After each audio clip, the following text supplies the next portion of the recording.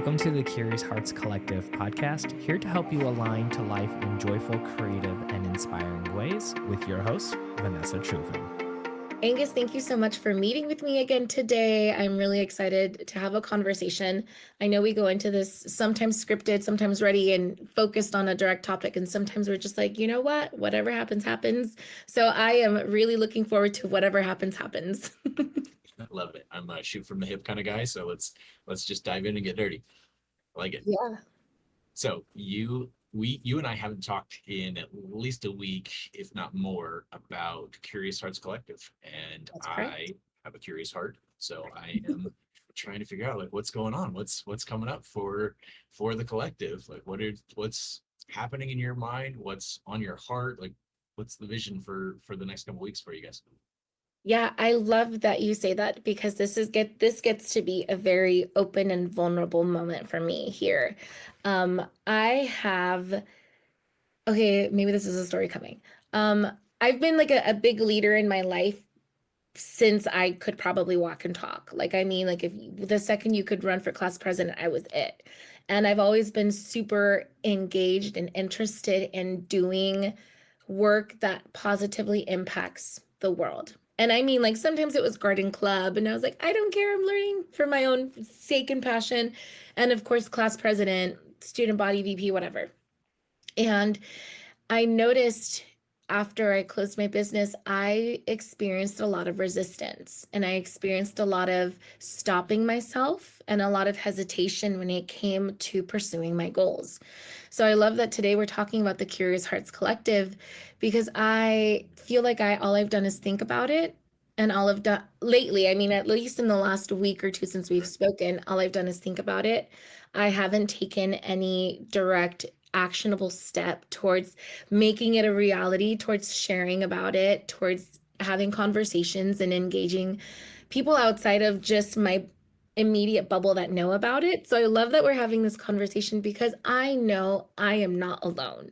I know that I'm not the only person who's ever had a big dream, a big idea, and then drags their feet and making it a reality. So straight up, not that I'm dragging my feet. I mean, I'm showing up for conversations. I am still doing work-ish. If I'm being honest with myself, it's not my best work right now. But I think this is a good place to talk about navigating through whatever's coming up for me. And honestly, it might just be a coaching session where you just ask me questions and I get to just be really open and vulnerable about it. I know that when I do share like this, not only does it allow people the opportunity to open up for themselves, sometimes they just need the permission to go there. And right now, like you have my permission to ask me deep, intense questions to kind of help me get unstuck and to help me realign to my intention behind the Curious Hearts Collective so that I feel grounded in my vision and can take actionable steps to get there. So what'd you hear? All right, let's do this. Let's get messy. First of all, I want to acknowledge you for being candid about that, for sharing, hey, I'm not doing my best work. I don't really know where I'm going. I feel kind of stuck. I'm in a story. First, I wanted to say you're not alone. And unfortunately, with our passions, like when we find our passion, we all wish that like the rest of life would just like go on pause. So can I just focus on my passion? And that's not how life works. And so you still get to be and do your passion in the midst of all the mess of life. And that's frustrating. So I acknowledge that that's where you're at. And for anybody who's watching, you're not alone either. Like you have a passion, you have something on your heart, and your life is probably messy too. And unfortunately, that's the beautiful part of life, is that we get to figure out how to work through and who can come alongside of us to help us work through that stuff and push through in meaningful and timely ways. Because sometimes you can bypass, right? Like you can push through too fast and not learn the lessons and not, rejoice where rejoicing needs to happen and grieve when grieving needs to happen. Like there's times for all of those seasons, and it doesn't stop. So how do we get to push through? So I acknowledge you for where you're at and for being willing to have this messy conversation with me. Thank you. I'm glad that you said that because oftentimes I know I can be really hard on myself and I have my own expectations of, well, I know what I'm capable of and man, you're not. I wonder if I'm just settling for mediocrity. So thank you for presencing the fact that even just admitting it and being open to saying I'm struggling here, or hey, I'm dragging my feet, or there's a roadblock that I'm myself putting there, just allows me the opportunity to reflect and say, hey, wait. You've come a long way, and this is normal. It's okay to experience this. Doesn't mean that there's anything wrong with me. And I'm doing what's best for me by asking for support and by talking about it. So thank you. I receive. One of the things that I think we need to start with looking at is judgment. Because I've heard you talk about it before, and just you give a little hint of it right there. You're looking at yourself and judging yourself for mediocrity, and like that judgment is so powerful because I'm just going to say this right out of the gate. Judgment is the precursor to shame. And shame is the chain that ties you to your past and to your circumstances. So whenever we have shame around an issue, we literally can't go far from it. It will pull us back to that thing. Shame is a huge tool. I like to say it's a tool of the devil. Like it's a huge tool that keeps you from moving forward because shame ties your identity to your actions. And so instead of just looking at the situation going, oh, I'm not doing what I set out to do. I'm being mediocre. It's saying I'm the type of person who's bad, who hasn't done what I said I was going to do. I'm wrong for not doing, I'm less than. You're creating an identity that's tied to the thing that you've judged. And so it's incredibly important to be realistic with yourself. Like we don't want to be super like just greasy and just like let everything go and all bad behavior is now okay. Right. Everything. That's too far. So like how do we find the place and the accountability, the responsibility to say, these are some issues and here's where I'm going. So I want to spend some time here. Let's talk about some of the judgment that's coming up for you on yourself. Like what are you creating like energetically that judgment around? Oh, that's a really good question. I'm going to speak freely because I don't know what the answer is, but I also trust that I know what the answer is. So I think the judgment that I'm creating around myself are expectations and expectations I have on myself of here's all the work that you've done, here's all the studying you've done, the programs you've learned, the leadership that you've gained experience through your life, and what are you doing with it now? Mind you, at this point when we're recording it, I've officially been in California for 2 months. I just left my house, my husband, my life in Arizona, and I'm starting brand new here. And it both feels like a really long time, and it also feels like such a short amount of time. So I think I had these unclear expectations of what I would have accomplished and where I would be 2 months in. And I think it's not my own voice. I think it's been a collective of the amount of times I was told when I was younger, like, you're really smart, you're going to achieve amazing things in your life. And I heard a lot of that. And I feel like I built myself up to also have kind of an unrealistic expectation where rest wasn't a priority, where reconnection wasn't a priority, where slowing down wasn't a priority, or even something that I saw as productive. So right now that I have allowed myself a little bit more time to reset my nervous system and be able to create from a place where I feel calm and in alignment and joyful and excited and not desperate to have something done and created, it's a whole new outlook for me. And I noticed the judgment coming up for who I've been in the past versus how I'm producing now to how I've done it in the past. So comparison between myself. And then I think old narratives and stories that I've been carrying around that I feel like I have to still meet. And there's this like internal battle in my mind of that's an old story, but man, it feels so real. But you know the tools and you know what to do to navigate and move through it. So I think I am creating forward movement, and it doesn't look like what it has in the past, and it doesn't look like what I thought. And I think that's where the judgment has been coming in. Thank you for asking that, because I've had that within myself and I haven't been able to place it and say it and see it as I am now. Yeah, I love that. One of the things that's come up so many times over the last couple of weeks for me and clients is reminding us that we are us, but we are also like our higher self. And so what does that mean? Like, as a real life example, my higher self at like 9 p.m. at night sets my alarm for about 5 a.m. to get up and go to the gym. But my other self at 5 a.m.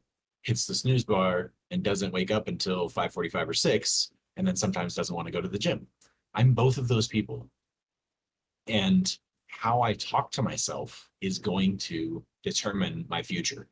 Because if I judge that I didn't get up and I'm like, oh, I'm such a lazy piece of, oh, whatever we follow the words I am with is painting the picture of our future results.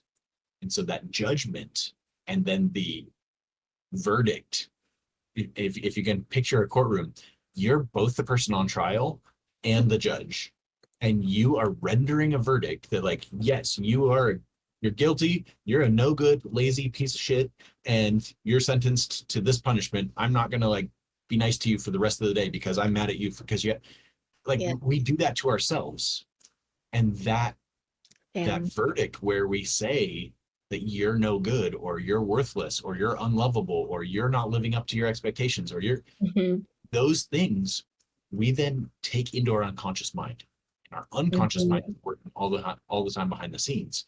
So like, what are you telling yourself when you're in that place of judgment and you're hearing the old voices?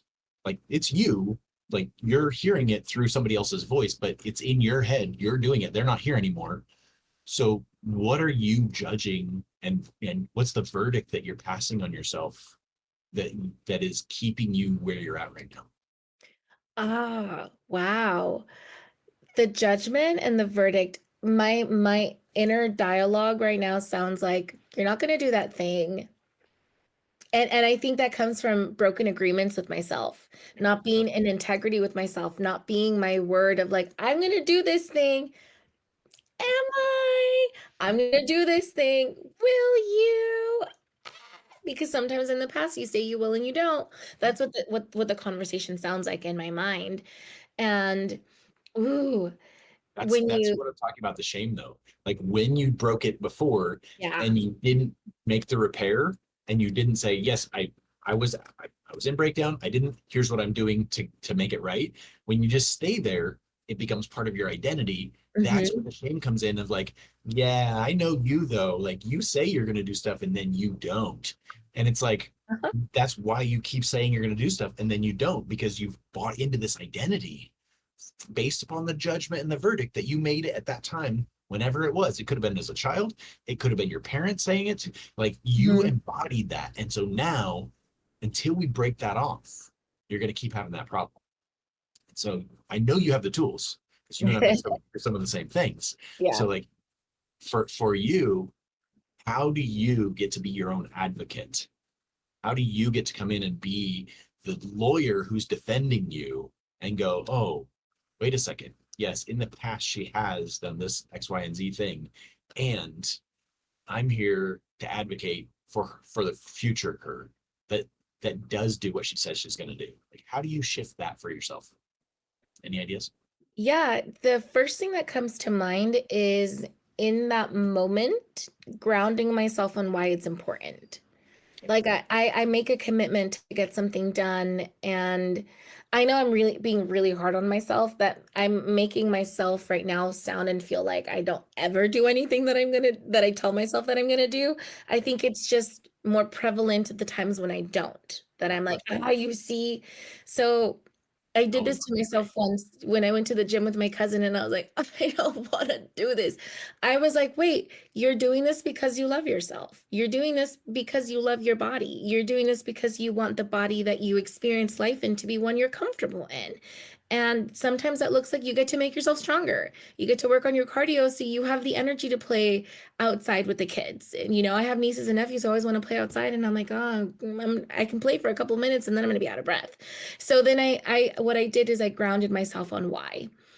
Because I could have easily talked myself out of it and been like, I actually don't want to do this. That doesn't sound like fun. I hate being sweaty. No, thanks. No. And then I grounded myself on why. So I think one of the first things that comes to mind on how to shift that is before the self beat up begins or interrupting it as it's happening and saying like, hey, remember what your intention is for doing this? Remember why you want to do it? Yeah, let that be the fuel that fuels that rocket towards that specific destination. Because in the past, I don't know what I've been fueling the rocket with. At least much more frequently. There also have been big, changes and shifts in my life. And with that, it's catching up and realigning myself. And it's not just a one-time thing. I don't just realign myself one time and then I'm like, no, that's it. It takes work, consistent work to do that. So that's the first thing that came to mind. I'm also open to feedback and suggestions of like what you hear as possibilities for me. Yeah. So I'll share personally, one of the things that I really struggled with that I think might help is when I, as an adult, first started asking for somebody to help me with accountability, my interpretation of what accountability was this like harsh taskmaster who, like, I grew up with a very strict disciplinarian household.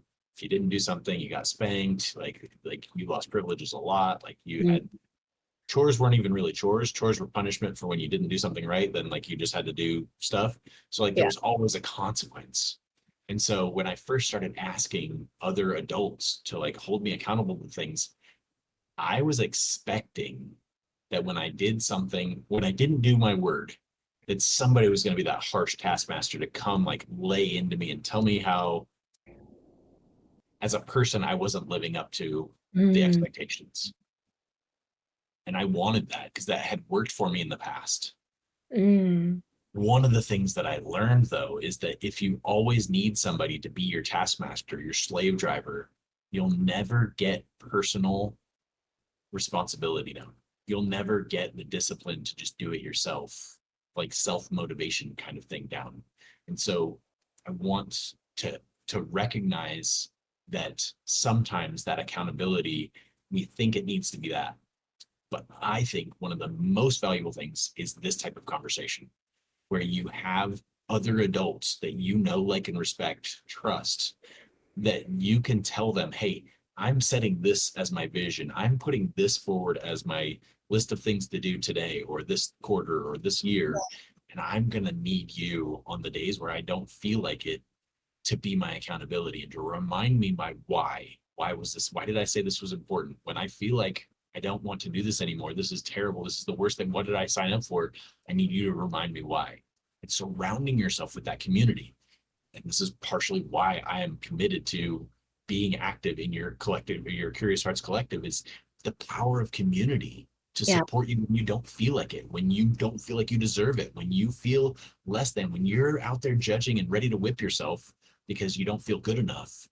You need somebody around you to shine the mirror back on you, like, have you seen you? Like, have you looked at you lately? You're fucking amazing. Like, we need you to do this because the world needs you to step into all goodness, all your glory, and like remind you back to who you are, not the lower self that's right now beating yourself up and ready to put yourself in shackles. Somebody needs to remind you of the higher self of you and call you up to that. And to me, that's the highest form of accountability, is reminding you of the greatness within you, that you like, oh yeah, what was I doing down here in the dumps? I've got to get up and move. Ooh, I hear that. And one of the things I noticed for myself in the last couple of weeks too is and I'm going to say this as a choice, my choice, choosing to be in connection with people. Because I know in those moments, I just want to turtle away and hide in my shell. And I get to acknowledge myself for that, because connection has been something I've been hot and cold with for a long time. And in those moments when I feel ashamed and I'm like, no, I want to I don't know. I don't want to hear it. I've chosen to pick up the phone, send a text, put myself in rooms where I know that I will be held accountable through love. Right. Through love. I love you, therefore I'm telling you this. I love you, therefore I'm reminding you of that. And that kind of community, oh my God, it makes all the difference. And I'm glad that that's what we're talking about too, because I feel reignited right now. Like I feel like in my stomach, it's just like giddiness and butterflies and bubbles. And I'm like, oh my God, I'm excited again of that reconnecting and grounding myself on why. Because I know that I'm not alone and that you're not alone in the way that we feel and the challenges that we face and the places we want to take our relationships and ourselves to, knowing that you're here listening for a reason, that I'm here speaking about it for a reason, and that matters. It matters when I show up. And I get to ground myself and remind myself of that when I'm doubting myself or judging myself. I'm like, no, it matters when you show up. It matters. And this is why you're doing that. So love that. Thank you so much for that. Yeah, my pleasure. That's, to me, that is, as I said, that's the purpose of community. Mhm. It's not just for hanging out. Like that's what real love looks like, is like I see the goodness, the greatness in you. And I would be remiss in my love for you if I didn't point that out to you and be like, hey, you're fucking amazing and the world needs you in your fullness. So stop beating yourself up. Stop like holding yourself back. I know what it is. I dealt with shame all my life, and I know what it is to just like, I want to just hide and avoid this. Can I just put this off for a couple days? I'll eventually get to it. But like having that community that sees you and can remind you is so powerful. And I know that that's your heart for this community to, Mhm. whatever's, there's a seed germinating inside each of us. Everybody who's listening right here, everybody in this community, there's a seed that some of them have already sprouted. Some of them are buried super deep under the dirt, and haven't had any kind of sunlight or water in a long time. Wherever you're at in that stage, I know that your heart, Vanessa, is to help each of those people that are listening right now go down and water and give sunlight and nutrients to that seed so that it can begin to sprout, and you're there to support them in bringing forward that greatness. So it's exciting for me to be a part of this with you, because I know you're going to make such a difference in people's lives. I'm so grateful. Thank you for your words, for your feedback, for your presence too. And it's interesting because I almost called this the Curious Hearts community. And I aligned with the word collective. And I don't know if I necessarily understood it as profoundly as I do now, because community would have been a good fit. Community absolutely would have been a really good fit. And I think that within the community, when we show up authentic, vulnerable, generous with our feedback, our insight, and our gifts, it impacts the collective. Like it can impact the community, but my reminder, my goal is to don't let it stay with you. Just like you're not letting your gifts just be yours. You're giving them out. You're showing up for me. And in doing so, I get to show up for so many more, and you get to show up for so many more. And it impacts the collective, everybody. Because when I am authentic and I'm living my art and my truth and my power and I'm living out my vision, it impacts people. And when I impact somebody who then has a vision to impact more people, like it impacts the collective. And I love the community aspect of it, because that is something that's so important for me to build, to be in a space with like-minded people who hear you, who see you, who love you, who trust, and also want to be there for you in support of your vision. That matters. God, that matters so much. And I'm grateful that you're here sharing your wisdom, knowing and believing that you have talents that are going to impact a lot of people too. That takes a lot of self-belief and love, and I acknowledge you for that too, Angus. Thank you. So as at this point in the conversation, like, does it still feel heavy, judgmental, or does it feel like that's broken off and like we should talk about another phase? Like, is there still stuff that we need to look at, or no, that stuff's sloughed off and we're ready to go on? Where are you at? No, I think I'm ready to transition. I feel like if I were to speak if I imagine a Vanessa in my heart, in my brain right now, that's like the judgmental one, I think she was given a hug I think she was told like, you're really, really hard on yourself. You're actually doing a lot of great stuff. And she was heard, because I know that that judgment was meant to bring something up to my awareness. And so I think like that's good and we can shift. But I'm glad that you asked that too, because I even felt the shift. Like I felt giddiness and joy again. And I felt like my mind, my heart, my body, my soul felt reconnected to this is why you're doing that. And I was like, yes, you're right. It's there. We worked through it. Does that mean it's never going to come up again? God, no. Of course it's going to come up. And I have tools and support that I can use to navigate through that again, so that my ability to shift from that takes significantly less time each time, at least. Before we go on to like the next step, I want to ask you, how long did that take? Out from the time that we started this conversation and like I asked you those questions to now you feeling that shift of no, like I'm ready to go forward. Like what have we been on this conversation? 15 minutes? 20 minutes? 26 minutes. Okay, it's 26 minutes. So as I'm speaking to you, I'm also speaking to everybody else who's listening. Mm-hmm. It's so easy, familiar, and comfortable to stay in the hiding, to stay in the judgment, to stay in the ick. And the question or the statement that I'm going to say, and I'm going to remind you, is every time you're in that, you get to look at and be honest with yourself. How long do I genuinely want to stay here?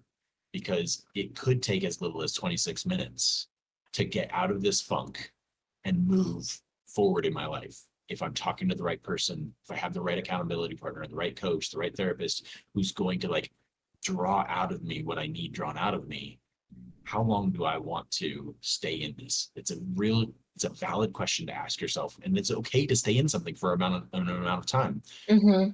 But it's also powerful to go beyond the lower self staying there because it feels familiar and good to, okay, how long do we going to let ourselves stay in this yuck before we choose to get out of it? And it can be, I say change can happen in an instant. And frequently it only takes 10 to 12 minutes to have a major breakthrough. But oftentimes we like the familiarity of that stuck space. That's probably one of the most impactful questions anybody has ever asked me. How long am I willing to stay there? How long? Because that's something that I've judged myself for in the past before. It took you a really long time. It took you a really long time. Name the experience. It has been a consistent pattern, I think, in my most of my 30s. And I have an awareness of like, oh, I'm feeling this way. Am I letting that feeling consume me? And sometimes I do. And I think you have just asked me one of the most powerful questions I've heard just this year, is how long are you willing to stay there? Because then I get to be honest with myself and be like, you're staying in it, babe. Why are you in that? That's gross. Get out. You know better. And that's the part of me that I'm listening to. I'm like, you're right. You're right. There's no pity party here. Gross. I'm feeling uncomfortable just thinking about it. So powerful question. Super powerful question. Oh my God. I'm nervous. And I don't even care if the answer is a day or a week. Yeah. Just as long as you know you are in control of this. Mm-hmm. And if you're, as long as you're okay with, I'm going to spend a week here. I'm grieving right now and give me a week. Okay, take a week, but don't take a month and don't act like it's out of your control. It is within your control. You may not be able to do it alone, but it's within your control to reach out and find the right people that can help you pull out of that funk. So that's, to me, that's super liberating and empowering to recognize that like, oh, I'm in a funk for as long as I choose to be in this funk. Who can I reach out to that can help me get out of this funk when I'm ready? And making that choice up front, then you can actually enjoy it instead of beating yourself up in it of like, oh, I know I should be doing something else. And it's like, no, I told myself, I was giving myself today, tomorrow morning, I'm going to get back on the horse. I'm going to have that conversation. But I gave myself today to grieve or to be sad or to feel those feelings or to, you know what, I need to rest. I deserve to rest. Even if I don't deserve a rest, I feel like I want to rest. So I'm giving myself an amount of time, and then you're back in control and you're making choices that are conscientious and your intention is clear. And that has a huge impact instead of just going into autopilot and letting it run for. I have a client right now who occasionally she'll go 3 to 4 weeks where she's a client and she just won't set an appointment. She won't call back. And then once she does, she's like, I don't know what I'm doing. I get, it's okay. You're used to this pattern. We're working through it. Partially, you're judging yourself in it. And that's why you keep going into it. Stop judging. Just let yourself know it's okay that I feel like this, that I want to hide. It's okay to feel like I want to hide. Yeah. As long as I acknowledge that that's what I'm feeling and I stop judging it, oh, then I can actually make a different choice. But the judgment turns into shame. Shame is going to pull you back there every time. You make me want to create meditations on identifying and releasing judgment. That's a big part of my vision with the Curious Hearts Collective, is identifying our pain points. And I know for me, the power of meditation and bringing that to the awareness, because to be able to reframe that narrative of I'm judging myself. Hey, actually, it's okay to feel those emotions and shift from that. Because like when we say I'm judging myself, that's you also judging yourself for judging yourself. It's not even like you're giving yourself grace of like, oh, I'm in judgment right now. It's like, oh, I'm judging myself. You know what I mean? It's like we can be aware and still keep doing it. Yeah. But you're grounding to me how much it's my choice. It is my choice. I used to tell a student, I'm like, I see you as you're drowning in this bucket of water, but like with this hand, you're filling the bucket with the water, and with this hand, you're keeping your head pinned down. So you're drowning yourself in this bucket of water, and it's your choice. And in that sense, it landed. She heard it. And I bring that to myself sometimes. I'm like, Vanessa, you're drowning yourself in a bucket of water. You're drowning yourself in a bucket of water right now. Because in those moments, it is my choice. And I know that I'll give myself a time limit to shift from it. I can renegotiate with myself. If I said Tuesday at 9 p.m. and then it's Tuesday at 8 p.m. and I'm like, nope, I'm not ready to shift from it. I'm going to give myself another day. Then I renegotiate, as opposed to just letting it carry on and then judging myself for it. Yeah. Dang, Angus, I didn't know what this conversation was going to be, but I'm over here just like, oh my gosh, wait, stop. Wait, you're right. And I'm like uncomfortable because I'm like, wait, he's right. I've been doing that. Oh. I love it. Okay, so we like to think that there's like 4 stages to change and breakthrough. Okay, so we just did kind of stage 1 and stage 2. Stage 3 and stage 4 are taking committed action and focusing on the positive. So if we just did some release stuff and got rid of some stuff, now what does this fresh, clean, clear Vanessa, what is the next action step that she could take that will be meaningful and like timely? So I'm not saying like, what's the next thing you can do for your year-long goal? Like, let's stay small. In the next week, what's the biggest thing that you could do that would make a dramatic difference if you could potentially do it in the next 3, 4, 5 days? An actionable step that would make a difference in my life. Yeah. Like right now, specifically, we're talking kind of business, Curious Hearts Collective side. Sometimes the answer is, you know what, I really do need to like clean my house. And that doesn't feel like business, but if my house was clean, then I would be able to focus and concentrate because that's out of order and it needs to be in order. Okay. You know, there's sometimes there's things like that. Right now, with in mind, Curious Hearts Collective and moving it forward into the powerful thing that you have a vision for, in the next 3, 4, 5 days, what could you do that you'd be willing to do that would make a huge difference? I love that you added in that you'd be willing to do.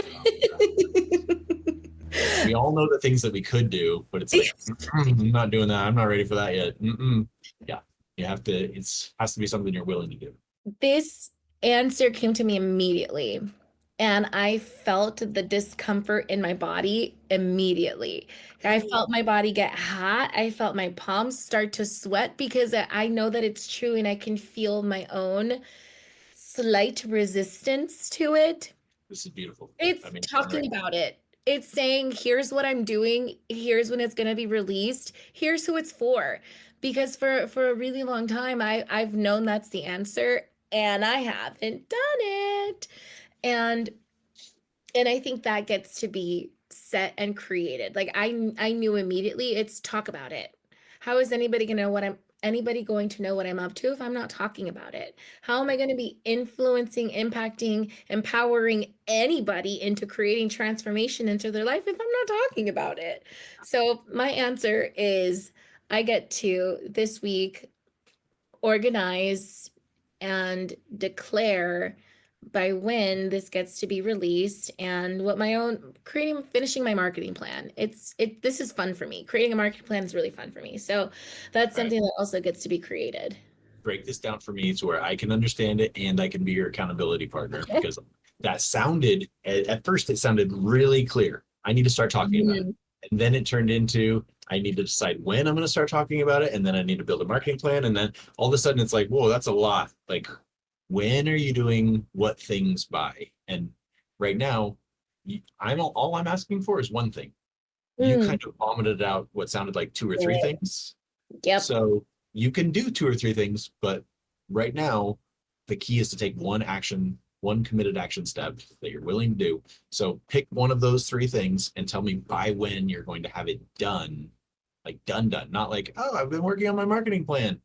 I said I was going to have it done by today, but like now it's like not quite done. And like, let's have something that's definitive. Like it could be, I'm going to go do a Facebook Live and announce what I'm creating by, today is Tuesday?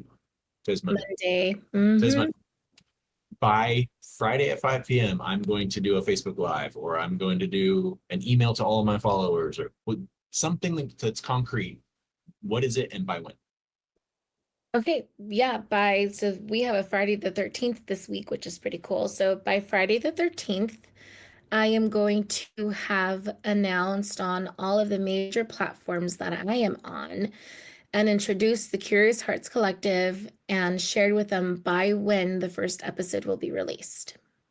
Exciting. Okay, Friday. What time? Okay, by 6 p.m. Pacific Standard Time. There we go. All right. Now I know. And now I can hold you accountable. And what's even more important than me holding you accountable is that your unconscious mind just heard you say concretely, you're going to have this done by Friday at 6 p.m. PST. It's done. And so now, even when you're sleeping, your unconscious mind is like, okay, we got to do this and this and this and this. I love, part of the reason I sleep so good at night is that I have a good relationship with my unconscious mind, and I will tell it what needs to be done while I sleep. Then I sleep like a baby, and I wake up in the morning with all kinds of answers, all kinds of solutions. It's like, it was solving problems for me while I was asleep. So my conscious mind can go to sleep. My unconscious mind is always working for me. Yeah. And so does yours when you give it that clear intention. This is what we're doing by this time, by this date. And so now it gets to do the work for you. Obviously, there's work you get to do consciously when you're awake, but things will get easier because it has been given a clear direction. Yeah, I love this example that we're getting to create for everybody, because I could have easily let my stories get in the way of declaring a date. Like I now have my end goal.